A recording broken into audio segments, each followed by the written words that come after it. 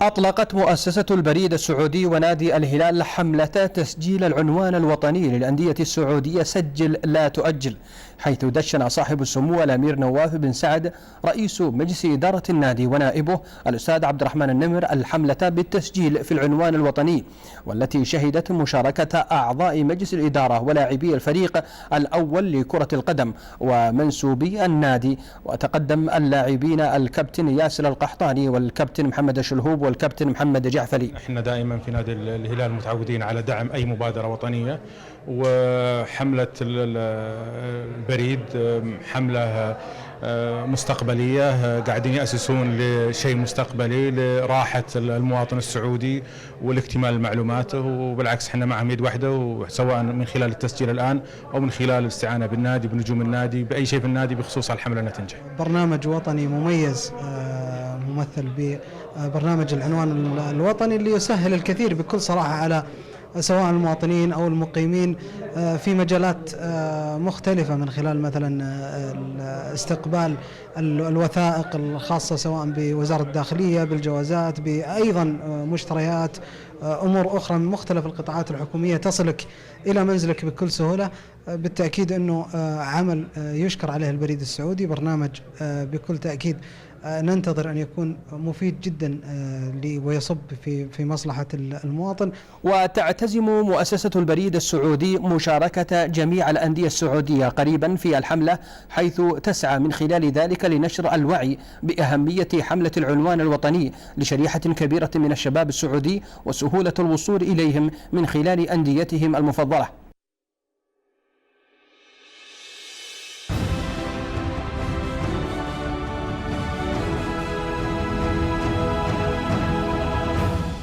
حياكم الله متابعينا الكرام، شكرا للزميل معن القويعي. كنا متواجدين ككاميرا لبرنامج الوسط الرياضي لتغطية هذا الحدث، وهي جزء من المسؤولية اللي تقوم فيها الأندية السعودية بالتعاون مع القطاع الحكومي. الآن ينضم معنا المهندس محمد العبد الجبار نائب رئيس مؤسسة البريد السعودي للاستثمار والمتحدث الرسمي. حياك الله أبو فهد، نرحب فيك معنا في برنامج الوسط الرياضي. أبو فهد، إيش الهدف من قيام في هذه الحملة؟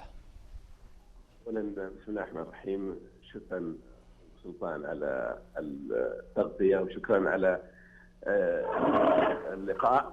بالطبع العنوان الوطني هو برنامج مهم أطلقته مؤسسة البريد السعودي قبل عدة سنوات، وأيضا اعتمد مجلس الوزراء واعتمد العنوان الوطني كعنوان رسمي يعني جميع المواطنين. العنوان بشكل عام يعني في جميع أنحاء العالم جزء أساسي من الهوية. نعم. وإحنا في المملكة مرت علينا ظروف معينة، العنوان أصبح يعني غير أو لم يتطور ولم يقدم بشكل جيد إلا بعد عام 2006 لما بدأت مؤسسة البريد السعودي باستحداث العنوان الوطني الجديد، تصميمه وإطلاقه. نعم. وأخذ وقت طويل جدا لاستيعابه وأيضا لتشجيع الجهات المختلفة سواء حكومية أو خاصة لاستخدام وتطبيق وإطلاق منتجات فيه. وتوج الموضوع بالطبع بقرار مجلس الوزراء باعتبار العنوان إلزامي، وجزء من مسؤولية البريد السعودي هي تقديم الخدمات لتسجيل جميع المواطنين، وجزء من العملية أيضا التوعية بأهميته وبذل طيب. عدة مهندس مشاريع وبرامج لتعزيزه. نعم مهندس محمد، إيش الهدف من القيام بهذه الحملة في الأندية السعودية؟ احنا بالطبع هذه امتداد الحملة مع الجهات الحكومية كلها مع بعض الجهات الخاصة. نعم. والقطاع الشبابي والقطاع الرياضي جزء أساسي من يعني منظومة المجتمع ومن أي تفكير في أي عملية توعوية. جميل. برنامج اللي وضعته إدارات الاتصال عندنا في إدارة العلاقات العامة والتسويق انه التواصل مع الأندية، والحقيقة نشكر يعني نادي الهلال على التجاوب وعلى الروح، وعلى رأسهم بالطبع سمو رئيس النادي وزملاء، ونشكر نجومنا الكرام اللي ساهموا في العملية وشجعوها. واحنا عندنا مثل ما قلت في التقرير برنامج أيضا زيارة كثير من الأندية تسجيل منسوبيها والاستفاده من معرفتهم وكونهم محبوبين لدى الجماهير، وايضا متابعه الجماهير للانديه لتسليط الضوء على العنوان واهميته واساليب التسجيل فيه. جميل. برضو الأندية الأخرى في ضمن خطة العمل للمؤسسة، صحيح مهندس محمد؟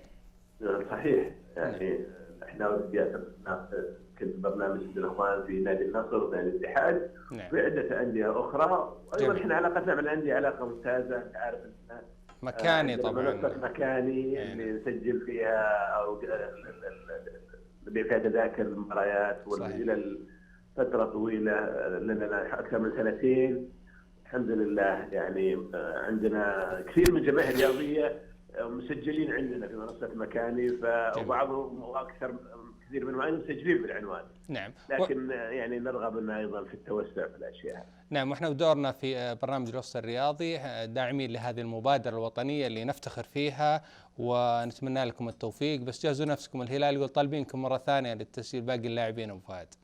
مستعدين، عندنا برنامج وعندنا زملاء يعني في المؤسسة. صحيح. وتجهيزات للعمل مع الجميع، وتلفوناتنا متوفرة لأي نادي أو أي جهة، حتى أو أي جهة شبابية أو حتى جهة حكومية ترغب في أن احنا نضعها في الجدول البرنامج ونكون سعداء، لأن هذا جزء من توعية. أشكر بالمناسبة وزارة الإعلام لأنها يعني لها دور كبير جدا وتساهم في دعم توعية بالعنوان وتيسير يعني إيصال أهميته للجماهير بشكل عام. يعني صحيح. أتمنى أنكم اختصرتوا يعني جهد كبير في إيصال الرسالة من خلال الأندية. شكرا للمهندس محمد العبد الجبار، نائب رئيس مؤسسة البريد السعودي والمتحدث الرسمي، شكرا لك.